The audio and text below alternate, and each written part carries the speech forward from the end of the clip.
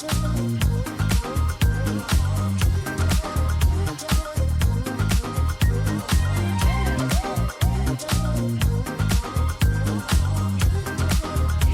this is Amy with Flower Moxie, and we're going to build a hydrangea runner. I'm really excited about this because I started my floral journey in 2007 and I never did a wedding without hydrangea. Then they went very out of vogue for a while and now they're back, baby. But it's more of an elevated vibe and I'm seeing a lot of runners down tables. But here's the thing with hydrangeas is they are heavy drinkers, and doing a bunch of foam cages I would not do as a florist. I would use these acrylic resin troughs. They're narrow, they're gonna give the water supply that's needed for these hydrangeas. But I wanna show you before we get started on the design what my mechanics are and a few options. So if you don't like the look of this clear acrylic runner, which I don't know why, it's just clean and classic, but if you're wanting something like super earthy, I wanna show you how to hide it. So I've got this acrylic runner and I've got some reindeer moss. And what I do, instead of gluing moss to it and kind of messing up my vessel, you just get gold bouillon wire and you take some moss and you lay it on the side of it and you just wrap it around. So if you look at this really closely, you can kind of see that wire, and because it's bouillon wire and it's gold, it's okay to see, it's like acceptable to see the mechanics on this. So I would like cover this, of course have water in it, and that way it would just look very vaseless and very like earthy with the green hydrangeas, very mossy. It's a vibe, we all love it. It's been very popular this past year.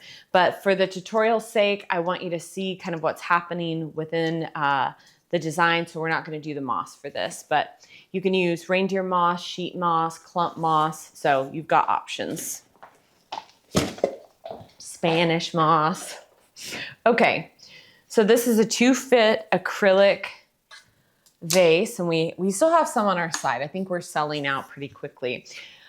You're gonna need some pin cushions. I think that you're gonna need more stability than just the top.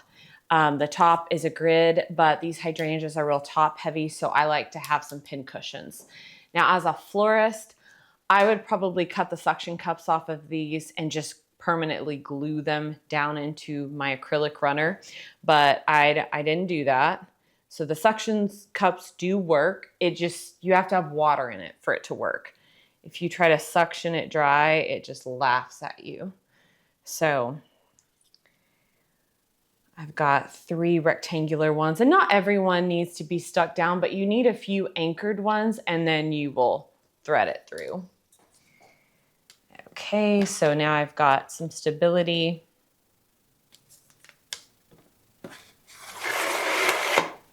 We've got our grid, and let's get started with these hydrangeas. Okay, the mounds are mounding here. I pulled these from another tutorial. And let's get going. Okay, so we know that we can just make it like a hydrangea tube, but more of an elevated, relevant design would be to create more mounds like rolling Irish hills to create some negative space. So that's how we're going to do it. Let's start with our larger anchor pieces. So we want to cut these at an angle. We come in and let's just find the places where we can insert these and let this pin frog hold on to it. Some people complain about the plastic pin frogs. I didn't like them at first, but here's the thing, y'all. Regular heavy duty pin frogs, like the steel ones, are extremely expensive. They're not easy to find. Plus, you'll see them visually in this.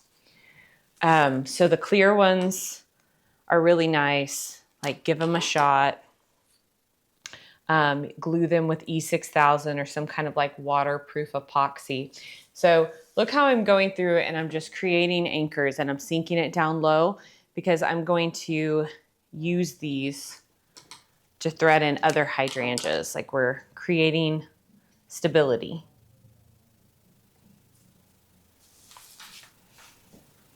Okay, and I've got blue, green, and kind of cream. So we're just gonna like disperse these.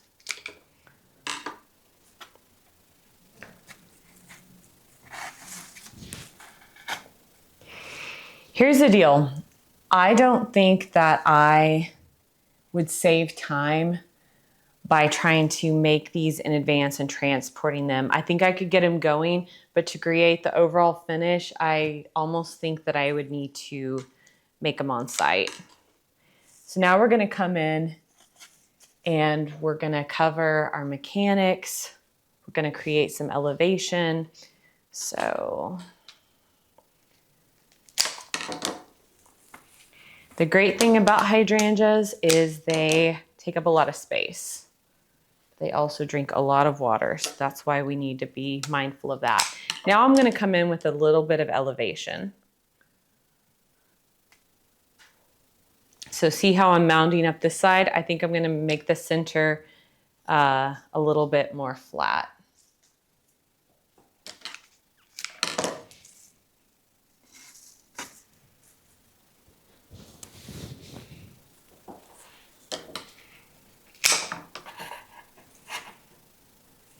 And once you get it going, it moves really quickly. And you can add roses, you can add carns, a lot of flexibility here.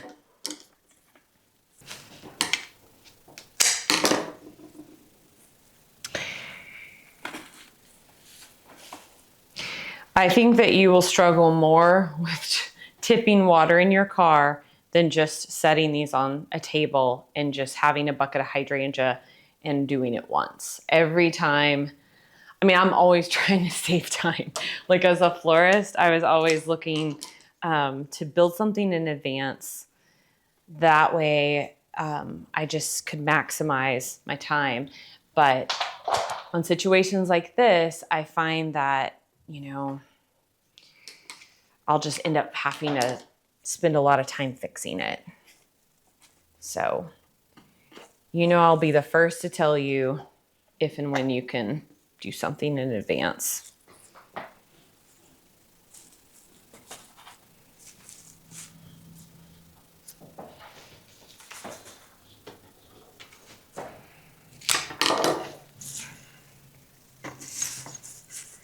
And the best thing is you're not gonna walk back in an hour with wilted hydrangeas, which you could in foam. Like sometimes they just don't like it.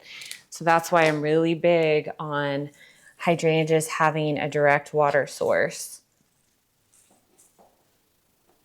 I don't like this guy. I kind of messed up my, yeah, see how we have a little bit more movement.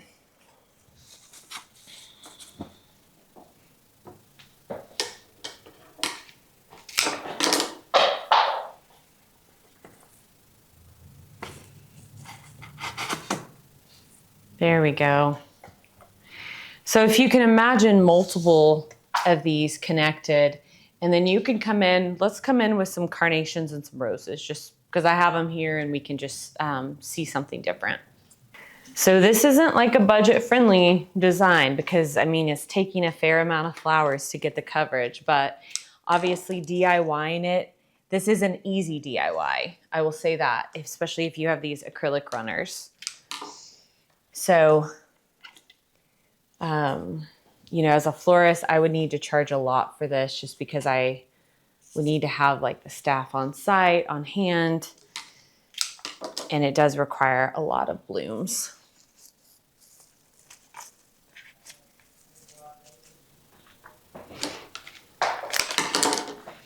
What's great about hydrangeas is once they're placed, they are their own grid. So you can just snake like a rose stem down between them and it stabilizes and holds it in place.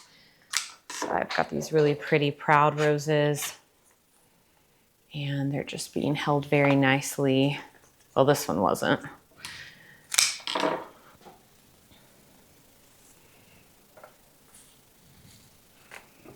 There we go.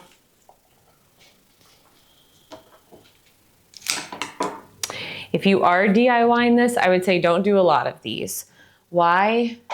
Because it takes time the day of the event. If you can get in the night before and set these up, oh my gosh, that would be fantastic. But that's the only negative thing. It's not hard, it just needs to be done then, because to transfer this, it's gonna get wonky on you. Okay, this took me about 10 minutes to build. Of course, you don't have to build it with rolling hydrangea mounds, but it is a little bit more elevated. You can come in with some green anthurium. That's a really popular look, but it's very stable. You'll get the hydration and you won't have them wilt by the end of the night. So if you have any questions, leave them in the comments below. I always like suggestions because I like helping people on their floral journey. And just for reference, I used about 15 hydrangeas. You know, you can always add more carns, add more roses, but it will take some volume. And this is about a 2-foot resin cylinder. And of course, you can always wrap it with moss to give it more of like an earthy, grounded look. So feel free to like and subscribe if we've helped you on your floral journey. Find us on TikTok and Instagram because we're always giving really quick tips to help you. And thank you so much. We'll see you next time.